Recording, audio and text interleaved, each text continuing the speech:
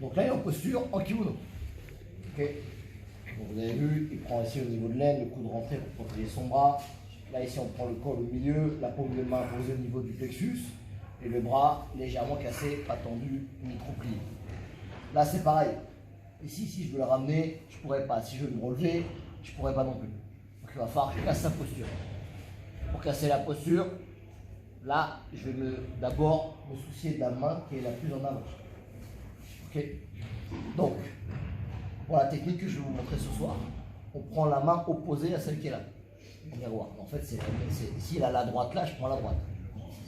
D'accord? C'est la main opposée face à lui. On peut le faire la même chose en face à face, avec la main gauche par rapport à la main droite par rapport à la main gauche. C'est juste, ça dépend de ce que je veux faire après, qui va changer, que je croise ou pas. Donc pour ce que je veux vous montrer ce soir, je vais croiser. Et après, le principe pour faire décrocher ici, c'est exactement le même. Que je prenne ou la main droite ou la main gauche. Donc, je prends la manche. Je vous rappelle que la meilleure prise au niveau de la manche, c'est comme si on faisait un groulet. D'accord? Et on ferme le poing. Ok? Maintenant, la main qui est à l'extérieur ici, elle passe en dessous. Je récupère mon propre poignet. Ok, jusqu'à là. Et là, qu'est-ce que je vais faire?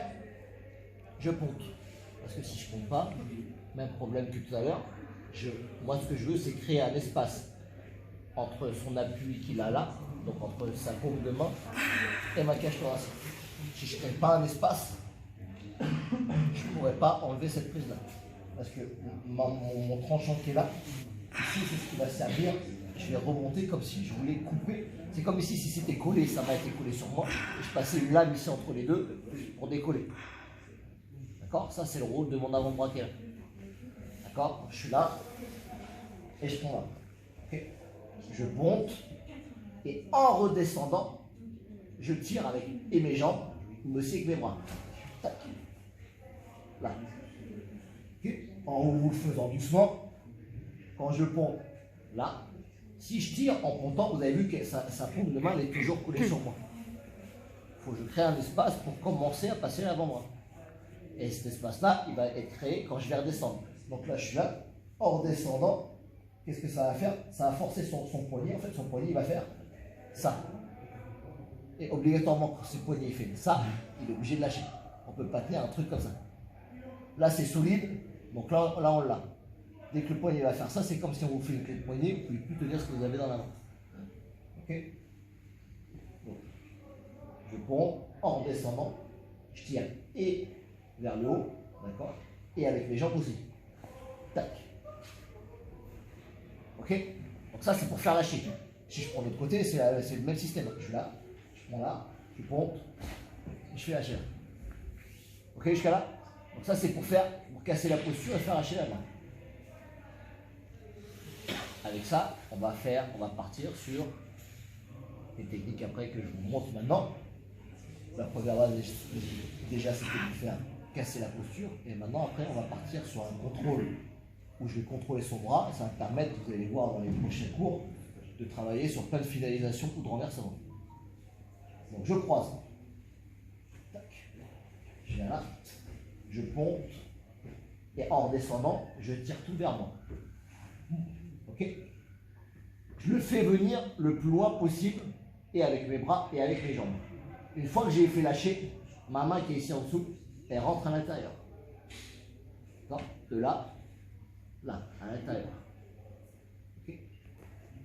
Ce bras-là ici, il va faire comme ça. J'enroule. D'accord? J'enroule de l'extérieur, je passe sous les selles là. Okay. La main qui est là, elle tient toujours, et on va mettre sa main derrière sa propre tête. Ok? Ce qui fait que là, quand je le fais, je le tire, là ici, là, et ici je passe en dessous. Okay? Ensuite, si j'arrive directement, parce que souvent, là il se laisse faire, donc j'ai pas trop d'espace pour passer la main. Mais généralement, quand je fais ça, l'adversaire il veut se relever. Ok? C'est pour ça qu'intervient le fait de passer son avant-bras derrière la tête, et que ça crée une force Et là, ici, pour que lui se relève, il faut qu'il me tire tout le corps. D'accord? Si je suis là, il va pouvoir se remettre. Ok? Quand je suis là, lui, il veut se relever. Lui, il veut se relever. Ça, vous avez vu l'espace qu'il y a là? C'est là que je passe en dessous et je vais chercher le col en dessous. Ok? Quand j'ai le col, je peux lâcher. D'accord? Une fois que j'ai le col, je peux lâcher. Ici, ensuite, soit j'ajuste ou pas. D'accord? Le but, c'est de bien tenir là. Ok? Maintenant, qu'est-ce qu'on va faire? Vous vous souvenez des étranglements? Où on a mão de faca, mão de galo, mão de onça. Mão de faca, c'est quand on rentre les 4 doigts. Là, on ne va pas rentrer les 4 doigts.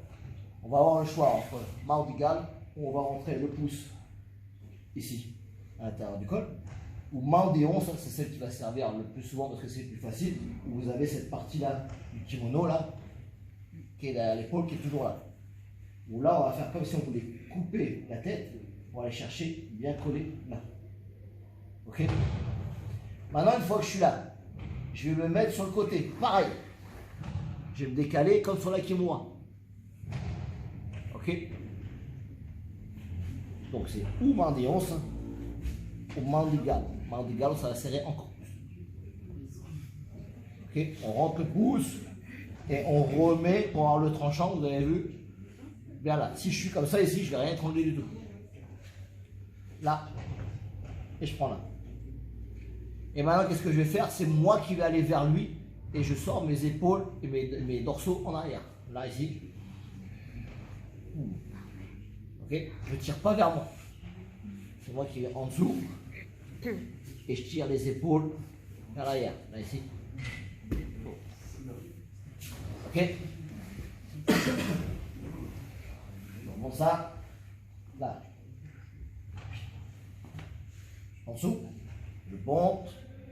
Et c'est en descendant que j'arrache et je ramène vers moi. Bon.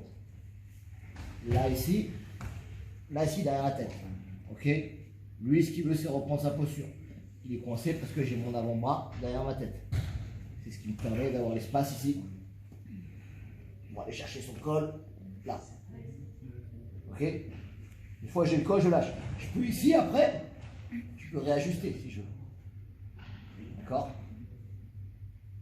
Maintenant, vous avez le choix aussi, c'est soit vous prenez le col avant de tourner, soit vous pouvez tourner avant de prendre le col. Ici, je peux me mettre là. D'accord?